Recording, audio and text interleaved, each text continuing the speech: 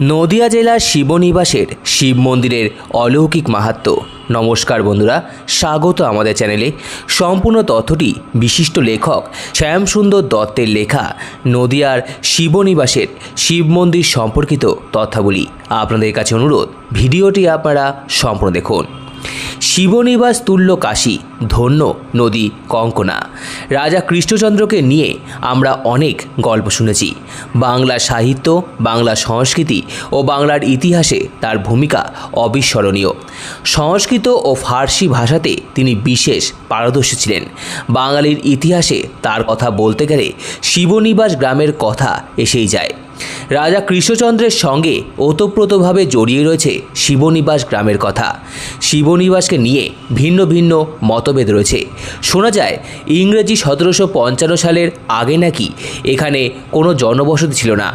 এই বিস্তীর্ণ অঞ্চল জুড়ে ছিল ঘন জঙ্গল। রাজা কৃষ্ণচন্দ্র কৃষ্ণনগরে বর্গীহানা থেকে রক্ষা পাওয়ার জন্য নিরাপদ আশ্রয় খুঁজতে শুরু করেন। সভাসদদের কাছে জানতে পারলেন একটি ছোট্ট বনাঞ্চলের কথা, যে বনাঞ্চলটি চূর্ণী নদী ঘেরা। বর্গীহানা থেকে রক্ষা পেতে এটি একটি নিরাপদ জায়গা। কৃষ্ণনগর থেকে এখানে রাজপ্রাসাদ স্থানান্তরিত করা যেতে পারে, কারণ নদী পেরিয়ে বর্গী বা কোনো শত্রু হঠাৎ করে আক্রমণ করতে সক্ষম হবে না। শোনা যায় একসময় এই চূর্ণী নদীর ধারা নাকি কঙ্কনার ওপর দিয়ে বয়ে চলত। বনাঞ্চলটি ছোট হওয়াতে খাল খনন করে চূর্ণী নদীকে ঘুরিয়ে দেওয়া হয়।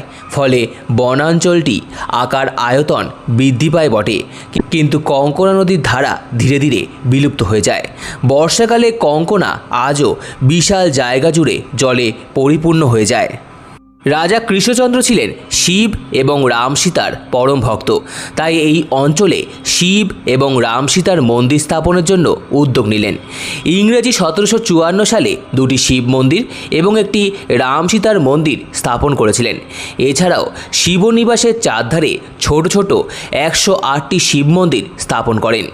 সেই সময় মহারাজা কৃষ্ণচন্দ্র শিবনিবাসকে ঘিরে অনেকগুলো মন্দির তৈরি করলেও বর্তমানে মাত্র 3টি মন্দির অতীতের স্মৃতি বহন করে দাঁড়িয়ে রয়েছে। ছোট মন্দিরগুলির আর কোনো অস্তিত্ব খুঁজে পাওয়া যায় না। রাজা কৃষ্ণচন্দ্রের দুটি রানী ছিল, রাজরাজেশ্বরী এবং রাজ্ঞীশ্বরী। বড় শিব মন্দিরটি রানী রাজরাজেশ্বরীর নামে এবং ছোট শিব মন্দিরটি রাজ্ঞীশ্বরীর নামে স্থাপন করেন, আর রাম সীতার মন্দিরটি রাখেন তার নিজের নামে। শিব মন্দির স্থাপন করার পর জায়গাটির নাম রাখেন শিবনিবাস। শিবনিবাস শব্দের অর্থ শিব, যা ভগবান শিবকে বোঝায়, আর নিবাসের অর্থ বাসস্থান। শিবনিবাসের অর্থ ভগবান শিবের বাসস্থান। রানী রাজরাজেশ্বরীর নামে যে শিবলিঙ্গটি রয়েছে সেটি ভারতবর্ষের বৃহত্তম শিবলিঙ্গ এবং এশিয়া মহাদেশের দ্বিতীয় বৃহত্তম শিবলিঙ্গ বলে শোনা যায়। শিবলিঙ্গ দুটি কোষ্ঠী পাথর দিয়ে তৈরি। শিবলিঙ্গটির উচ্চতা 11 ফুট 9 ইঞ্চি এবং এর গৌরীপট্ট 26 ফুট। মন্দিরটির উচ্চতা 120 ফুট। সিঁড়ি দিয়ে উঠে শিবের মাথায় জল ঢালতে হয়। শিবের নাম রাজরাজেশ্বর। স্থানীয় লোকেরা এই শিবকে বুড়ো শিব বলে থাকেন। মন্দিরের ছাদ ঢালু এবং গম্বুজ আকৃতির 8 কোণা মন্দির। মন্দিরের পোড়ামাটির কাজ ইসলামিক ও গথিক স্থাপত্যশৈলীর কাজ দেখার মতো। মন্দিরের প্রতিষ্ঠাকাল 1754 খ্রিস্টাব্দ। দ্বিতীয় শিব মন্দিরটির উচ্চতা 60 ফুট এবং শিবলিঙ্গটির উচ্চতা 7 ফুট। শিবের নাম রাগীশ্বর। প্রতিষ্ঠাকাল 1762 খ্রিস্টাব্দ। ওই একই বছরে রাজা কৃষ্ণচন্দ্র ঢালু ছাদের নিচে ভগবান রাম সীতার বিশাল মন্দিরও স্থাপন করেছিলেন। কৃষ্ণনগরের রাজপ্রাসাদ স্থানান্তরিত করে এখানে গুপ্ত রাজপুরী স্থাপন করেন। ধীরে ধীরে শিবনিবাসের আশেপাশে কয়েকটি জনবসতি গড়ে তোলার উদ্যোগ নেন। শিবনিবাসের পূর্বে ও পশ্চিম দিকে জনবসতি স্থাপন করে গোপ সম্প্রদায়ের জনবসতি বিস্তার করেন। তখনকার দিনে এই গোপ সম্প্রদায়ের মানুষজন ছিল ভয়ানক দুর্ধর্ষ লেঠেল।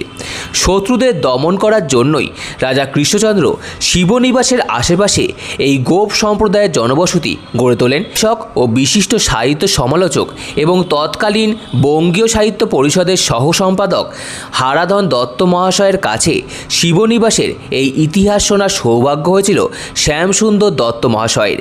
উনি ছিলেন সম্পর্কে শ্যামসুন্দর দত্ত মহাশয়ের ছোট কাকা। নদিয়া জেলার শিবনিবাস বাংলা তথা ভারতবর্ষের মধ্যে একটি ঐতিহাসিক স্থান। রাম সীতা মন্দিরের গা ঘেঁষে কুলকুল শব্দে আপন বেগে নদীর চূর্ণী আজও বয়ে চলেছে।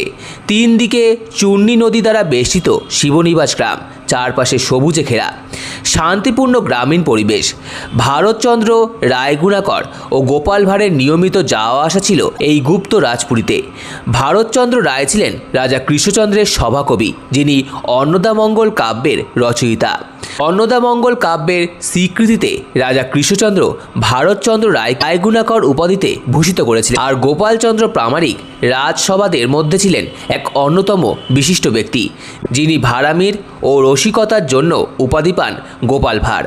ইনি নিত্য নতুন রসিকতার গল্প বলে রাজা কৃষ্ণচন্দ্রের রাজসভাকে মাতিয়ে রাখতেন। চূর্ণী নদী দিয়ে তিন দিক ঘেরা এই গুপ্ত রাজপুরীতে উচ্চবর্ণের কুলীন ব্রাহ্মণদের বসবাস ছিল। বর্তমানে তাদের বংশধরেরা কলকাতা এবং দেশের বিভিন্ন স্থানে ছড়িয়ে ছিটিয়ে রয়েছেন। রাজা কৃষ্ণচন্দ্রের সেই ঐতিহাসিক রাজপুরী এখন ধ্বংসস্তূপে পরিণত হয়েছে। চূর্ণী নদীর তীরে অবস্থিত এই শিবনিবাস আজও একাধিক ঐতিহাসিক ঐতিহ্য বহন করে চলেছে। বহু প্রাসাদতুল্য বাড়ির ভগ্নাবশেষ অবস্থায় নিস্তব্ধে আজও দাঁড়িয়ে। প্রবাদ রয়েছে, রাজা কৃষ্ণচন্দ্র কাশীর শিবের স্বপ্রদেশ পান। কাশীর শিব স্বপ্রদেশে বলেন তিনি কাশী ছেড়ে কৃষ্ণচন্দ্রের হাতে পুজো নিতে চান। ভগবান শিবের সেই আদেশ পালন করতেই তিনি শিবনিবাসে শিবলিঙ্গ স্থাপন করেছিলেন।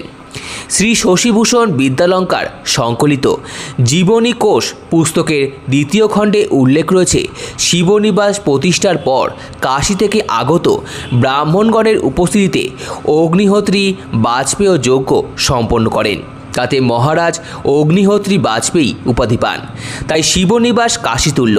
ভারতচন্দ্র রায়ের অন্নদামঙ্গল কাব্যে উল্লেখ আছে বা প্রচলিত ছড়ায় শোনা যায়, শিবনিবাস তুল্য কাশীধন্য কঙ্কনা। ওপরে বাজে দেবঘড়ি, নিচে বাজে ঠনটনা। বিড়লা জনকল্যাণ ট্রাস্ট 60,000 টাকা ব্যয়ে 1965 থেকে 1966 সালে এই মন্দির 3টি সংস্কার করেন। বাঙালিদের 12 মাসে 13 পার্বণ নিয়েই জীবন। চূর্ণী নদীর তীরে এই শিব মন্দির ও রাম সীতার মন্দির প্রাঙ্গণে রাজা কৃষ্ণচন্দ্র একটি মেলার প্রচলন করেছিলেন। এই মেলা খুবই প্রাচীন এবং ঐতিহ্যবাহী। শিব চতুর্দশী মেলা বলেই পরিচিত। রাজা কৃষ্ণচন্দ্র মাঘ মাসের ভীম একাদশীতে শিবনিবাসে এই দুটি শিবলিঙ্গ প্রতিষ্ঠা করেছিলেন। তাই সেই তিথিতে এখানে আজও বিশেষ শিব পুজো এবং বিশাল মেলা চলে। শিবনিবাসে সারা বছর ভক্তদের সমাগম ঘটলেও শ্রাবণ মাসে ভক্তদের ভিড় জমে ওঠে। শ্রাবণ মাসে এখানে বহু মানুষের সমাগম হয়। শিবের মাথায় জল ঢালার জন্য মানুষের ঢল নামে। লক্ষ লক্ষ মানুষের আগমন হয় এই মন্দিরে। শ্রাবণ মাসের প্রতি সোমবার 30 কিলোমিটার দূরে নবদ্বীপের গঙ্গা থেকে পায়ে হেঁটে এই মন্দিরে এসে ভক্তরা শিবের মাথায় জল ঢালেন। মন্দির সম্পর্কিত সম্পূর্ণ তথ্যটি শুনে ভালো লাগলে অবশ্যই চ্যানেলটিকে সাবস্ক্রাইব করার জন্য অনুরোধ রইল। সম্পূর্ণ ভিডিওটি দেখার জন্য আপনাদের সকলকে অসংখ্য ধন্যবাদ। ভিডিওটি ভালো লেগে থাকলে লাইক, কমেন্ট, শেয়ার এবং চ্যানেলটিকে অবশ্যই সাবস্ক্রাইব করুন। ধন্যবাদ।